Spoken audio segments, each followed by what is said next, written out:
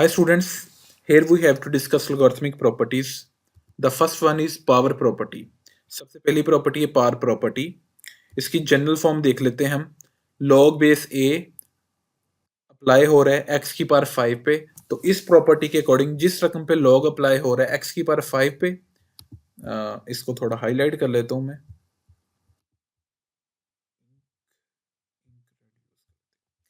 तो log a apply हो रहा है, ये a बेस है log की, ठीक है. इस a की वैल्यू a भी 10 भी हो सकती है, e भी हो सकती है. अगर इस a की वैल्यू 10 होती है तो ये कॉमन log बन जाता है, और अगर इस a बेस की वैल्यू e होती है तो ये नेचुरल log बन जाता है.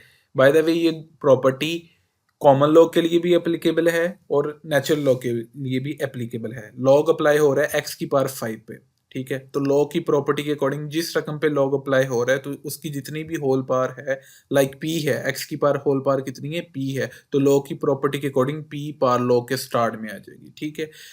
तो अगर मैं इस a की जगह e यूज करूं, बेस e यूज करूं a की जगह, ठीक है, तो ये चीज बन जाएगी log, लेफ्ट साइड पे ये बन जाएगा, राइट साइड पे भी यही चीज बन जाएगी, log e बन जाएगा, ठीक है. a की जगह e, log e बन जाएगा और x की पावर p साथ वैसे ही रहेगा. तो आप ये बन गया जी नेचुरल log. तो आपको पता है कि ये log e इक्वल होता है ln. इसको अदर नोटेशन इसकी है जी log e की, नेचुरल log की ln. तो हम अगर ln यूज कर दें, अगर हम a की जगह e यूज कर दें तो log e बन जाता है. log e की जगह ln यूज कर दें तो पावर प्रॉपर्टी कुछ यूं बन जाती है ln x की पावर p. x की पावर p वैसे ही है, a की जगह e यूज किया ना तो log e बन गया, log e की जगह ln यूज कर दिया तो ये सिंपली बन गया ln x की power p equal to p ln x. p कैसे स्टार्ट में है, पावर प्रॉपर्टी के अकॉर्डिंग आया जी. log की प्रॉपर्टी के अकॉर्डिंग जिस रकम पे अप्लाई हो रहा है log, तो उसकी पावर जितनी भी होगी वो log के स्टार्ट में आ जाएगी. ये चीज़ आपको एग्जाम्पल से ज़्यादा क्लियर हो जाएगी. आप एग्जाम्पल देख लें. एग्जाम्पल में हमें दिया है जी log बेस 2 और log अप्लाई हो रहा है 8 की पावर 4 पे. अब मान लें कि x की यहाँ पे जनरल x है और यहाँ पे x की जगह 8 यूज कर दिया, और यहाँ पे जनरल पावर थी x की p थी, ठीक है, तो यहाँ पे यूज कर दिया जी 4, और यहाँ पे बेस क्या थी, जनरल a थी, और यहाँ पे बेस क्या यूज कर दी 2. लाजम नहीं है कि ये बेस यहाँ पे 10 ही होगी या 2 ही होगी फिर अप्लाई एप्लीकेबल होगा. तो यहाँ पे बेस कोई भी कांस्टेंट नंबर हो सकती है और पॉजिटिव कांस्टेंट नंबर, ठीक है, पॉजिटिव रियल नंबर. अगर एक दो स्पेशल केस है, अगर इस a बेस की जगह e आ जाता है तो ये नेचुरल log बन जाता है. अगर इस a बेस की जगह 10 आ जाता है तो ये कॉमन log बन जाता है. नेचुरल log के लिए जो फार्मूला बनना था वो मैंने लिख दिया, ठीक है. तो कॉमन log के लिए सिंपली क्या बनना था, log 10. तो log 10 बनना था, तो log 10 को आप सिंपली log भी अकेला यूज कर सकते हो, ठीक है. log सिंपली log log भी लिख सकते हैं आप उसको. तो ये प्रॉपर्टी कुछ ऐसे बन जाएगी log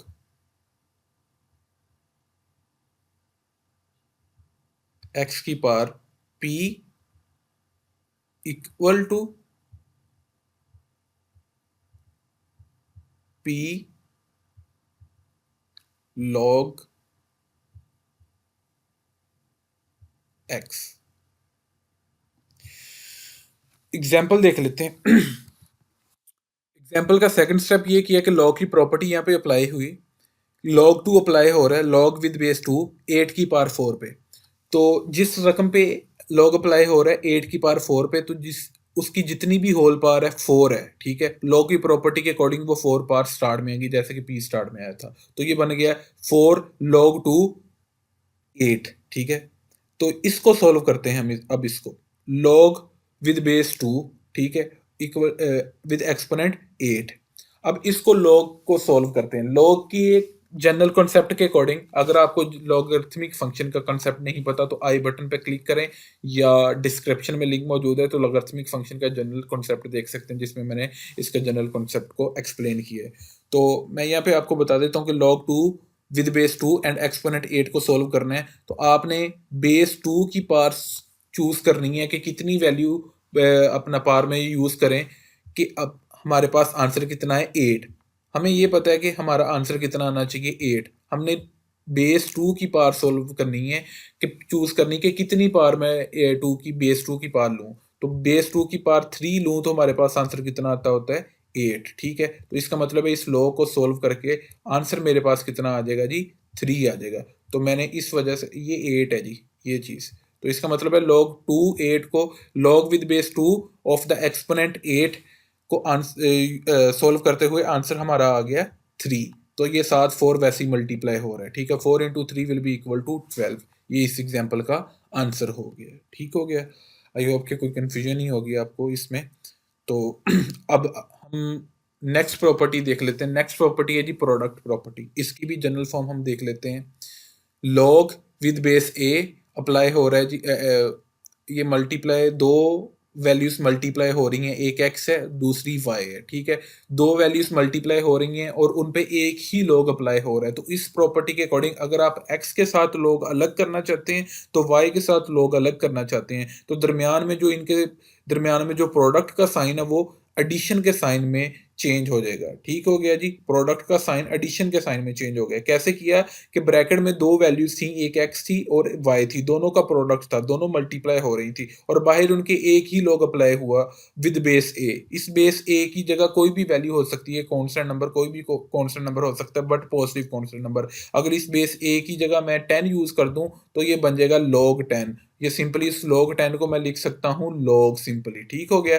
तो log यूज हो जाएगा log एक्स वाई, ऐसे लिखा जाएगा अगर मैं a बेस की जगह मैं यूज करता हूं 10, ठीक हो गया। तो आगे वैसे ही log x plus log y बन जाएगा, ठीक है। तो अगर इस बेस की जगह मैं a की जगह e यूज करता हूं तो ये बन जाएगा log e। log e बन जाएगा, log e को मैं नेक्स्ट l n के इक्वल भी लिख सकता हूँ। log e को दूसरी नोटेशन उसकी है log e की एल एन, ठीक हो गया। इसको एल एन भी यूज कर सकता हूँ सिंपली। फिर एल एन आ जाएगा इसकी जगह एक्स वाई साथ, वैसे इधर भी एक्स और वाई और log ए की जगह एल एन आ जाएगा अगर ए की जगह मैं यूज करता हूँ ई, ठीक है। और ये चीज कब बनेगी, ये जो मैंने लिखी है log एक्स वाई, ये उस वक्त बनेगी अगर आप इस ए बेस की जगह 10 यूज करते हैं, ठीक हो गया जी। अब लॉ की प्रॉपर्टी ये है कि अगर दो वैल्यूज आपस में मल्टीप्लाई हो रही हैं तो बाहर उनके एक ही लॉग अप्लाई हो रहा है, तो आप दोनों का लॉग अलग सेपरेट करना चाहते हैं तो दरमियान में जो प्रोडक्ट का साइन है वो एडिशन में चेंज करते हैं इस प्रॉपर्टी के अकॉर्डिंग। एग्जांपल देख लें जी इसकी। एग्जांपल पे आपको दिया है जी लॉग विद बेस 2, अंदर जो वैल्यूज दी हैं 4 और 16 दी हैं, उनका प्रोडक्ट दिया है, मतलब x की जगह 4 दिया और y की जगह आपको 16 दिया है। ये प्रोडक्ट का साइन x मल्टीप्लिकेशन का साइन है। तो लॉ की प्रॉपर्टी के अकॉर्डिंग आपने 4 का लॉग अलग कर दिया और ये प्रोडक्ट का सब जो साइन है, मल्टीप्लिकेशन का जो साइन है, ये प्रॉपर्टी के मुताबिक, प्रोडक्ट प्रॉपर्टी के मुताबिक ये एडिशन में चेंज हो गया। और 4 का लॉग आपने अलग कर दिया और 16 का लॉग अलग कर दिया और इनके दरमियान में जो प्रोडक्ट का साइन था वो एडिशन में चेंज हो गया। अब इसको सॉल्व कर लेते हैं और इसको सॉल्व कर लेते हैं। लॉ की डेफिनेशन के अकॉर्डिंग आपने बेस 2 की पावर सोचनी है कि कितनी पावर लें कि हमारे पास आंसर कितना है 4। तो 2 की पावर 2 लें तो आपके पास आंसर कितना आता है जी 4। इसका मतलब है log with base 2 of exponent 4 का आंसर आ गया जी आपके पास 2, ठीक है। तो ये नेक्स्ट स्टेप में आपके पास बन जाएगा जी 2 प्लस log, इसको सोल्व कर लेते हैं। इसका आंसर आया जी 4, log with base 2 of exponent 16, इसका आंसर आया जी 4। ये कैसे आया? अब आपने बेस आपकी यहाँ पे भी 2 ही है, ठीक है। तो आपने यहाँ पे पावर सोचनी है, एक्सपोनेंट कितनी पावर लूँ कि मेरे पास आंसर कितना बने 16। तो 2 की पावर 4 लूँ तो मेरे पास आंसर कितना बनता होता है 16। तो इसका मतलब है ये सेकंड लॉ को सोल्व करके मेरे पास आंसर कितना आ गया 16। 4 और 2 को एडअप करूंगा तो मेरे पास आंसर कितना आ जाएगा जी 6। ये हमारे पास एग्जांपल सोल्व हो गई। अब हम लास्ट प्रॉपर्टी देख लेते हैं जी। इसकी जो इंपॉर्टेंट प्रॉपर्टी है क्वेश्चन प्रॉपर्टी, इसकी जनरल फॉर्म देख लेते हैं जी। log a with base a, ठीक है।